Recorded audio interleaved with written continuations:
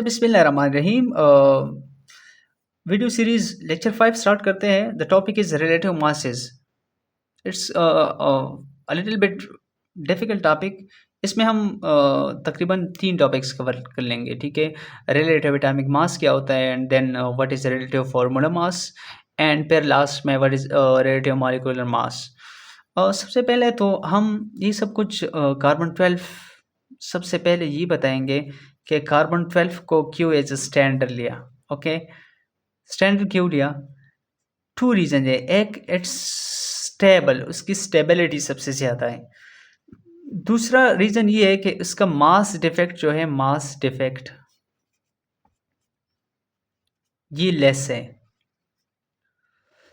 आपने अब इन चक्रों में नहीं पढ़ना कि मास डिफेक्ट एंड स्टेबिलिटी के, बस रटा ही मारे, ठीक है? एमसीक्यूज अगर आ गई तो इट विल बी लाइक कि क्यों लिया, स्टेबल ऑप्शन दिया होगा या ये दिया होगा, बट या दोनों दिए होंगे तो फिर बोथ एंड बी दिया होगा साथ, ठीक है?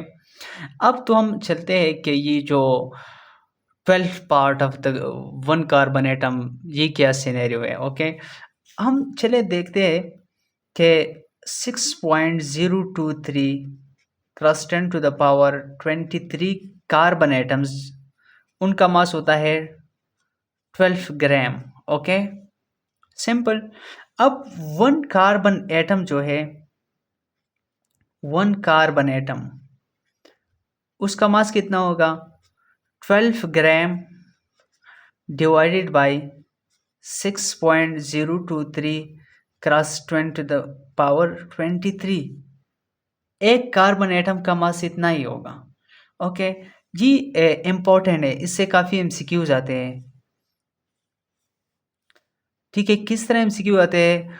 वन कार्बन एटम का मास, वन कार्बन एटम का मास कितना होगा? 12 gram divided by 6.023 cross 10 to the power 23 or N A. इस किस्म के एमसीक्यूज आप देख ले। One oxygen, one oxygen atom का मास कितना होगा? 16 divided by Na, 6.023 cross 10 to the power 23। One nitrogen molecule का मास कितना होगा? One nitrogen molecule, not one mole nitrogen. Okay, 28 divided by Na। Similarly one oxygen molecule का mass कितना होगा? One oxygen molecule, फिर कहता हो not one mole oxygen, 32 divided by Na। खैर, आप लोग फिर देख ले, इस किस्म के एमसीक्यूज है। अच्छा, टॉपिक की तरफ वापस चलते हैं। टॉपिक था that is 1 gram, one carbon atom का मास इतना होगा, ठीक है? अब अगर इसको हम डिवाइड करें तो इससे आ जाएगा तकरीबन 1.99 cross 10 to the power -23 gram. One carbon atom का मास कितना आएगा?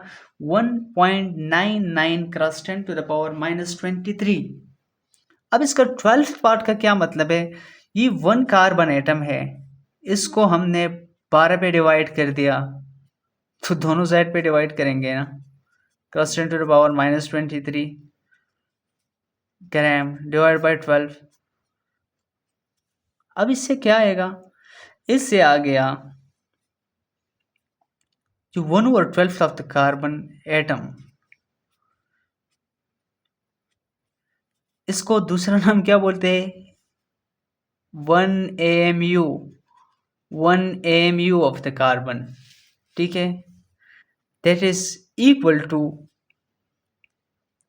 1.66 cross 10 to the power -24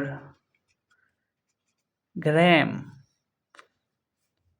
this is also an MCQ, ये भी एक एमसीक्यू है, आप लोगों ने इसको रटा करना है, ठीक है जी? हो गया सिंपल।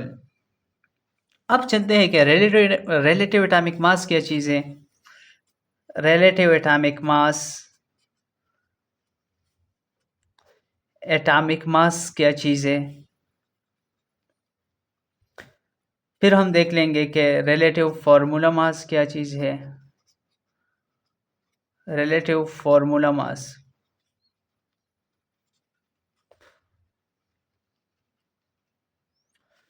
फिर हम लास्ट में देखेंगे कि व्हाट इज रिलेटिव मॉलिक्यूलर मास क्या चीज़ें।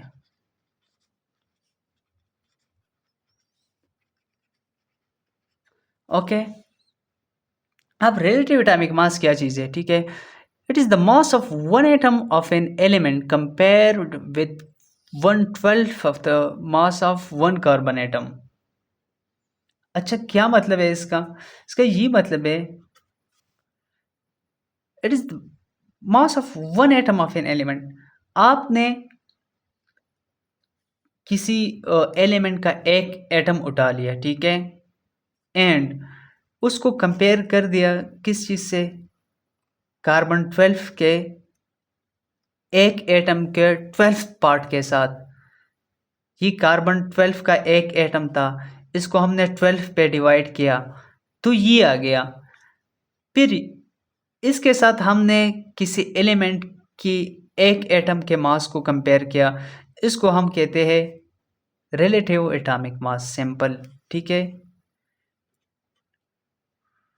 For atom of an element, जब किसी एलिमेंट की एक एटम के मास को कार्बन 12 की 12th पार्ट के साथ कंपेयर किया जाए, उसको हम कहते हैं रिलेटिव एटॉमिक मास। अब फार्मूला मास क्या होता है? जब किसी आयनिक कंपाउंड के एक formula unit, one formula unit के मास को कार्बन 12 के 12th पार्ट के साथ कंपेयर किया जाए, ठीक है, उस मास को हम कहते हैं relative formula mass. And relative molecular मास क्या होता है? जब किसी कोवेलेंट कंपाउंड के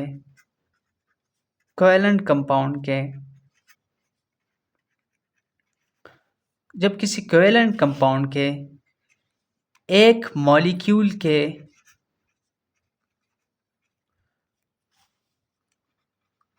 मास को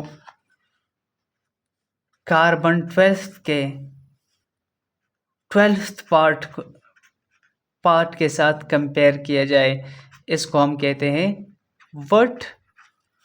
relative molecular mass. That was all about the relative masses, ठीक है। आई होप आप लोगों को समझ आ चुका होगा। अगर किसी बंदे या बंदी को फिर भी समझ नहीं आया हो तो आप मतलब नीचे कमेंट सेक्शन में पूछ सकते हैं, एंड अगर मैंने ऊपर कोई गलती भी की हो तो आप मुझे बता भी सकते हो। एनीवे, इस पे हम एमसीक्यूज ट्राई करेंगे। एमसीक्यूज तब ट्राई करेंगे जब हम कन्वर्जन्स देख लेंगे। इसमें ये एक दो एमसीक्यूज मैंने आप लोगों को दिखा भी दिए कि वन कार्बन एटम का मास कितना होता है, ठीक है। अब खैर वो जो टॉपिक है हम वो लेक्चर 6 सीरीज में कवर कर लेंगे कि gram atom, gram molecule and gram formula mass, ये चीज़ें क्या होते हैं, 1 मोल एंड 1 ग्राम मॉलिक्यूल, ये क्या चीज़ है, ये सब कुछ हम उसमें कवर कर लेंगे, ठीक है। तो चले मिलते हैं नेक्स्ट वीडियो में। अल्लाह हाफिज़।